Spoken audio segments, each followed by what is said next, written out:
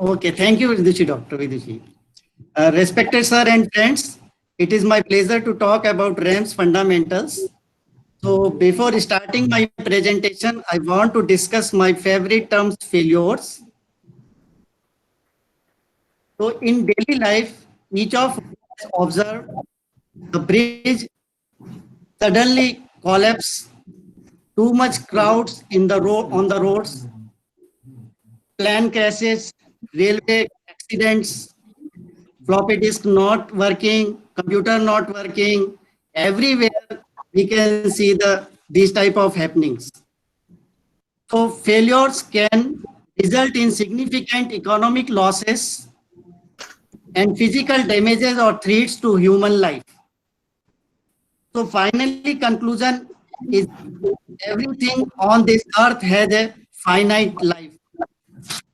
So impact of product and system failures varies from minor inconvenience and cost of significant losses, including death of many persons. These failures includes the bad engineering design, faulty constructions, manufacturing process, human error, poor maintenance, and so many reasons are there for the failures. So conclusion is everything on this earth has a finite life. We never get the 100% reliability of the systems. So failure, the definition of failures is a termination of ability of an item perform a required function within a previously specified limits. Of two types of failures are there, soft failures and permanent failures. Soft failures are the temporary failures and permanent failures are the hard failures. There are causes of the failures like a human error, acts of the nature, hardware failure, software failure, and so on. So according to the failures classifications, we can categorize in the failures in the two types. One is the failures of the catastrophic failures. These are the completely failures, or we can say these are the sudden failures. Whereas the degradation or wear out failures are the gradually failures, and these failures are partially failures. So the question arises, why product fails? Then what to learn from these failures? When accident happens, what are the factors that can drive the unlearning process? How can organization learn and change their policies, routines, and procedures through feedback of these failures? So single terms behind the failures is a stress. So when stress is more than strength, the system will fail, and when the strength is more than stress, the system will success. There are various types of failures and their reasons behind, like a poor design. The poor designs may be from the materials, wrong materials uses, wrong dimensions, tolerance, and so on. Similarly, various reasons failures like incorrect manufacturing, improper testing, complexity, improper maintenance, raw material supply, and quality assurance, packaging, shipping, transportation, improper installation, and operational instructions, and human errors also. So these are the various failure reasons and their details. So beginning of the reliability era, the concept of reliability developed slowly until World War II. During this World War, the 50% of defense equipments were found to be a failed state. The major role of the failure is the vacuum tube failures. So first time reliability was born as a branch of engineering in USA in 1950s. So system reliability generally we can classify it in two categorization. One is the software reliability, second one is the hardware reliability. So the software reliability are generally the departure of the programs or operation from user requirements, whereas hardware reliability are the termination of ability of an item to perform a required functions within a previously specified limits. So generally, the whole systems like a medical science, civil, electronics, mechanical, any science background subjects or a engineering background systems, both are dependent on the hardware reliability or a software reliability. So there are various failures and reasons. So all the failures according to the reliability, we classified these reliability by the bathtub curve or a life characteristics curve. These curves are the benchmark curve for the failures. This bathtub curve, we can classify it in three phases. One is the infant mortality part, where the failures are very much, whereas the second phase goes to the useful life failures. These are the continuous nature of the systems, and final phase is the wear out failures, means the system will degradedly and finally it goes to the failures. So as I discussed the software reliability and hardware reliability, the main difference between the hardware and software reliabilities is the phase of the wear out phase, where there is a, in software reliability there are continuous degradation is not possible. The software is upgraded time to time. So software reliability are generally the hypothetical type of work where the wear out conditions cannot, nobody can see and nobody can measure the wear out of these type of failures. So first, the term performability came from the Professor K.B. Mishra to improve the system reliability.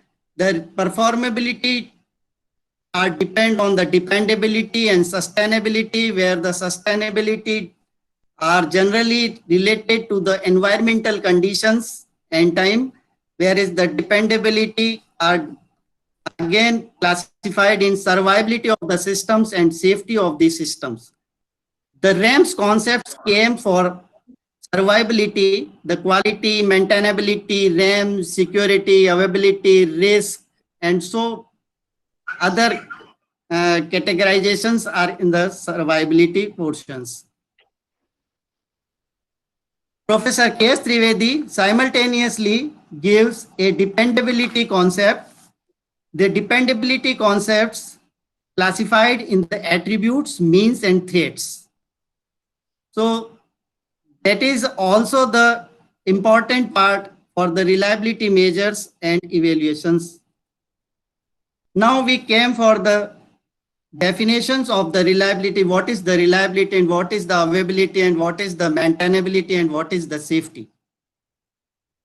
So in two senses, we can define the reliability in a general term, the ability of a system to perform a required function under given condition for a given time interval.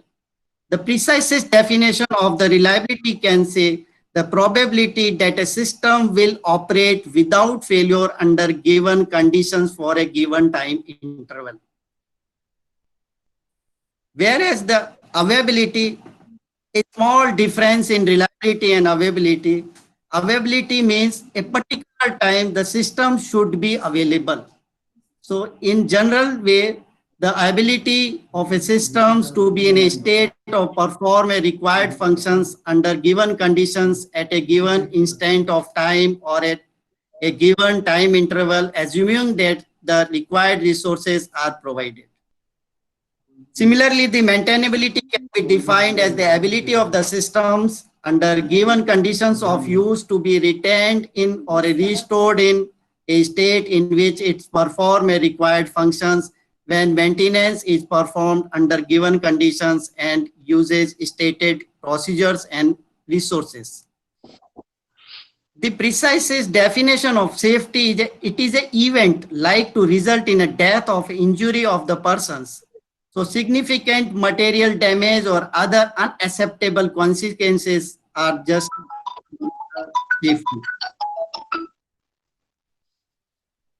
So my next slides represents what are the use of the reliability in the information and communication technology and railway industries. There are various companies works on the reliability in the ICT field like Verizon, Cisco, AT&T, Huggies, and Emerson, and so on. Similarly, where the Alstom, Siemens, Bombardier, and every railway company requires the reliability nowadays. So first question arises, how we can evaluate or measure the reliability? So there are so many statistical methods we can use for the reliability evaluations and measures. So these statistical measures generally require the data sources. So data sources we can get from the internet or a live data. Similarly, there are various software tools for reliability analysis. Various companies product developed for the software tools developed by the reliability analysis. Actually, the RAMS is not a new word. In 1812, the Bayesian probability started by the mathematical models. Then simultaneously, similarly, the uses of the mathematics and so on. There are so Petri nets and so many fuzzy logics, and we can use the various type of mathematics for the reliability evaluations. So these are the three terms: MTTF, MTBF, and MTTR. These are the matrices for the reliability evaluations. So time between two failures is generally is the time to repair and time to failure combination of the systems.